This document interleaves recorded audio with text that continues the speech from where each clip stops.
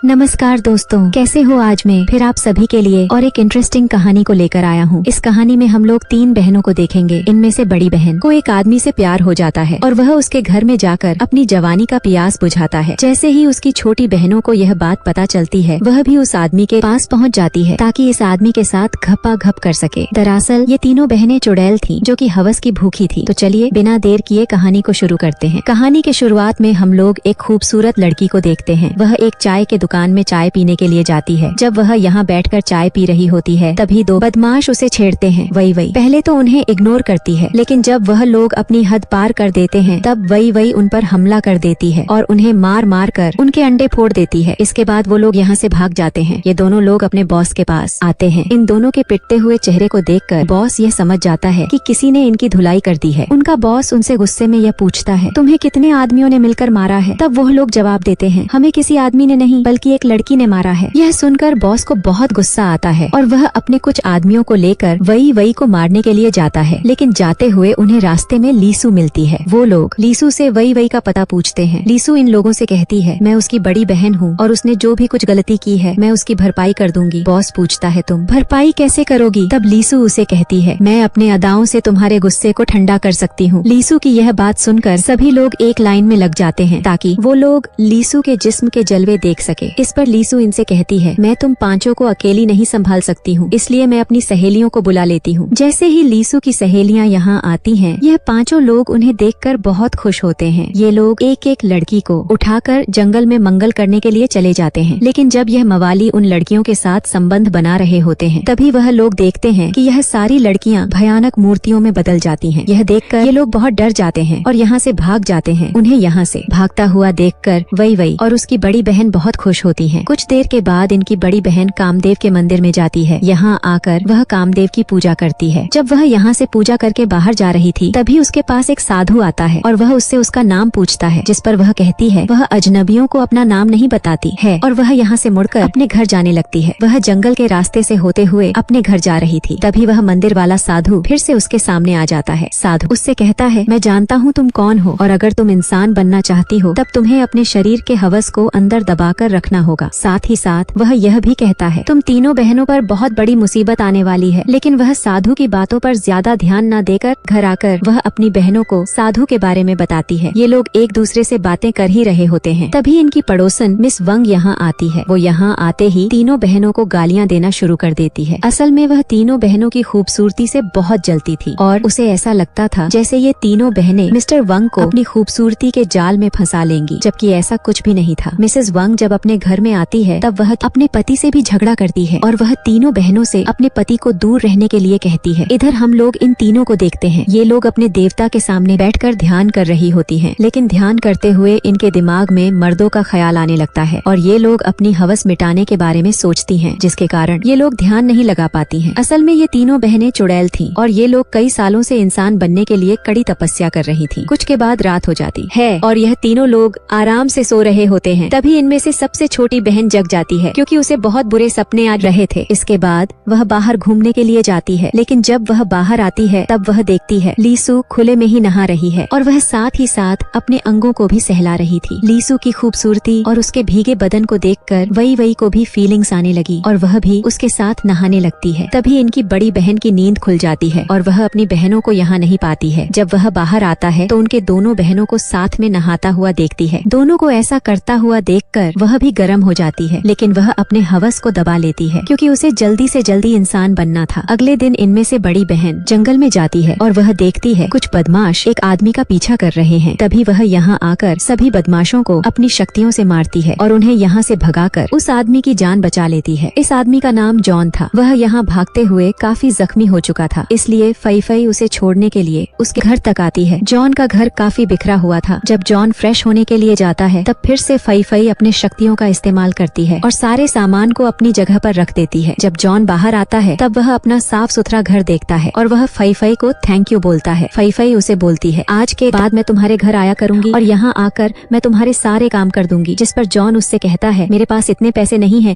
कि मैं तुम्हें काम पर रखा सकूं। उसकी बात सुनकर फई उससे कहती है, मुझे पैसों की कोई भी जरूरत नहीं है, मैं तो बस तुम्हारी मदद करना चाहती हूँ। फई अब जॉन को पसंद करती थी, इसलिए वह उसके सारे काम करना चाहती थी। इधर हम लोग वही और लीसू को देखते हैं जो कि अपनी बड़ी बहन का वेट कर रही थी क्योंकि वह सुबह से घर नहीं लौटी थी। कुछ देर के बाद फई फई घर में वापस आती है, लेकिन वह यहाँ अपनी बहनों को जॉन के बारे में कुछ भी नहीं बताती है। इसके बाद वह एक दिन अच्छे से तैयार होकर जॉन से मिलने के लिए जाती है। सबसे छोटी बहन को उस पर शक होता है, इसलिए वह उसका पीछा करने लगती है। तभी वह ने देखती है उसकी बड़ी बहन एक झोपड़ी के अंदर जाती है। कुछ देर के बाद जब वह जॉन के घर से निकलती है तब वही जॉन के घर में जाती है ताकि वह यह बात जॉन को कह सके कि उसकी बड़ी बहन यहाँ क्यों आती है। जॉन यहाँ बाथरूम में नहा रहा होता है। वही उसे अचानक देख लेती है और उसे देखकर बहुत घबरा जाती है। जब जॉन की नजर उस पर पड़ती है तब वह उसे भला बुरा कहकर अपने घर से भगा देता है। जिसके बाद वही रोते हुए अपने घर में आती है। उसे रोता हुआ देखकर लीसू उससे कारण पूछती है। इसके बाद वही लीसू को जॉन के बारे में सब कुछ बताती है। उसकी पूरी बात को सुनकर लीसू को बहुत गुस्सा आता है और वह अपनी तलवार निकालकर जॉन को मारने के लिए निकल जाती है। वह जॉन के घर पहुंचकर उस पर हमला कर देती है। वह उसे मारने की कोशिश करती है, जिससे बचने के लिए जॉन उस पर पानी फेंकता है और उसके बदन को गीला कर देता है। जैसे ही जॉन लीसू के भीगे हुए कपड़ों को देखता है उसकी हवस जाग जाती है। वहीं इधर लीसू कब से यह सब चाह रही थी। इसके बाद यह दोनों करीब आते हैं और एक दूसरे को खूब प्यार करते हैं। घपाघप करने के बाद लीसू जब घर का आता है तब वही उसे जॉन के बारे में पूछती है। वही कहती है जॉन को मारकर अधमरा कर दिया था और उससे कहा था दोबारा तुम ऐसा मत करना। यह सुनकर वही को बहुत बुरा लगता है और वह जॉन की इस हालत के लिए खुद को जिम्मेदार मानती है। इसके बाद वह जॉन के घर में आती है ताकि उससे माफी मांग सके। वह जॉन के शरीर पर जख्म देखती है और उन्हें देखकर बहुत उदास होती है, लेकिन यह सब तो लीसू का प्यार का निशान था। जॉन भी यहाँ वही को कुछ भी नहीं बताता है। को यहाँ बहुत बुरा लग रहा था, इसलिए वह अपनी गलती का भरपाई करने के लिए जॉन को अपना शरीर सौंप देती है। वही की खूबसूरती को देखकर जॉन का हवस फिर से जाग जाता है और वह उसके साथ भी भयंकर घपाघाप करता है। और वही के जाने के बाद फई यहाँ आती है। वह जब बिस्तर को ठीक करने लगती है तब यहाँ उसे एक हेयर पिन मिलता है। फई के पूछने पर जॉन उससे कहता है मैं यह तुम्हारे लिए लेकर आया हूँ, और वह कहती है तुम मुझसे झूठ बोल रहे हो क्योंकि यह तो मेरी बहन का है। तब जॉन उसे सारी सच्चाई बताता है और वह उससे माफी मांगता है। तब फई कहती है मैं तुम्हें एक शर्त पर माफ कर सकती हूँ, तुम्हें मेरे साथ भी वैसा ही घपाघप करना होगा जैसा मेरे बहनों के साथ किया। ये कहते हुए फई अपने कपड़े उतार देती है। इसके बाद जॉन उसके साथ भी घप्पाघप करता है। हम लोग तीनों बहनों को उनके घर पर देखते हैं। यह लोग यहाँ खाना खा रही होती हैं। ये लोग साथ तो बैठी हुई थी, लेकिन दूसरे से कोई भी बात नहीं करती है। अपनी बहनों को नजरें चुराता हुआ देखकर फई उनसे पूछती है आखिर तुम लोगों को क्या हुआ है और तुम दोनों ऐसे अजीब बर्ताव क्यों कर रही हो। जिस पर वो दोनों बहनें ये कहती हैं हमने जॉन के साथ घपाघाप किया है। अब फई भी उन्हें सब कुछ सच बता देती है। वो कहती है मैंने भी जॉन के साथ जिस्मानी खेल खेला है। ये लोग बातें कर ही रहे होते हैं, तभी यहाँ पर जॉन आ जाता है। उसे यहाँ देखकर ये तीनों बहनें बहुत खुश होती हैं और ये तीनों उसके गले लग जाती हैं। इसके बाद ये चारों लोग बहुत मस्ती करते हैं। एक दिन जब वो चारों एक साथ बिना कपड़ों के नहा रहे होते हैं तभी मिस्टर वंग उन्हें देख लेता है। इसके बाद वह अपनी पत्नी के पास जाता है और वह उसे सब कुछ बता देता है। अपने पति की बात सुनकर मिसेस वंग तीनों बहनों के घर में आती हैं और वह जॉन के बारे में पूछती हैं, जिस पर फई कहती है वो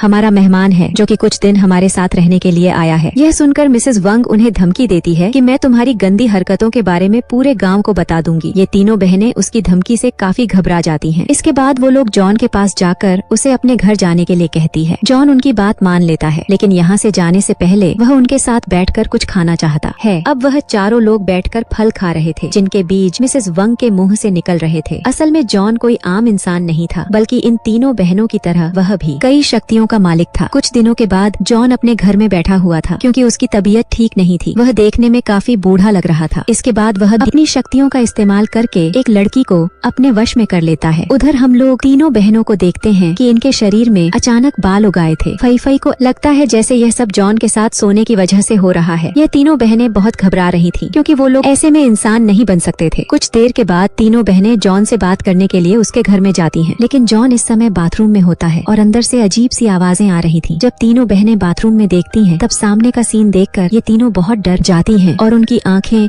खुली की खुली रह जाती हैं क्योंकि जॉन एक भयानक शैतान में बदल चुका था और वो उस लड़की को जिंदा खा रहा था जिसे उसने अपने बस में किया था। जॉन का भयानक रूप देखकर फई उस मंदिर वाले साधु के पास जाती है और वह उससे मदद मांगती है। साधु उससे कहता है मैंने तो तुम्हें पहले ही कहा था कि तुम्हें अपने हवस को दबाकर रखना है, लेकिन तुम ऐसा नहीं कर पाई। जब फई उसे और भी रिक्वेस्ट करती है तब साधु उसे जॉन से छुटकारा पाने का उपाय बताता है। इसके बाद ये तीनों बहनें घर में आकर जॉन का एक पुतला बनाकर उस पर काला जादू करती हैं। इस जादू का जॉन पर जल्दी असर होने लगता है। जॉन भी अपनी ये शक्तियों का इस्तेमाल करके यह समझ जाता है कि उसके साथ यह सब क्या हो रहा है और कौन उस पर काला जादू कर रहा है। इसके बाद वह तुरंत यहाँ पहुँच जाता है और इन तीनों बहनों से लड़ाई करता है। इसके बाद वह इन तीनों को अपने वश में कर लेता है। जैसे ही वो लोग इसके बस में आती हैं, यह तीनों अपने कपड़े उतार देती हैं। लेकिन तभी अचानक साधु यहाँ आ जाता है और वह इन तीनों बहनों को जॉन के जादू से आजाद करता है। आखिर में साधु अपने शक्तियों का इस्तेमाल करके जॉन को मार देता है। इसके बाद इन तीनों बहनों को अपने किए का पछतावा होता है। असल में जॉन एक बूढ़ा राक्षस था जो कि लड़कियों के साथ संबंध बनाकर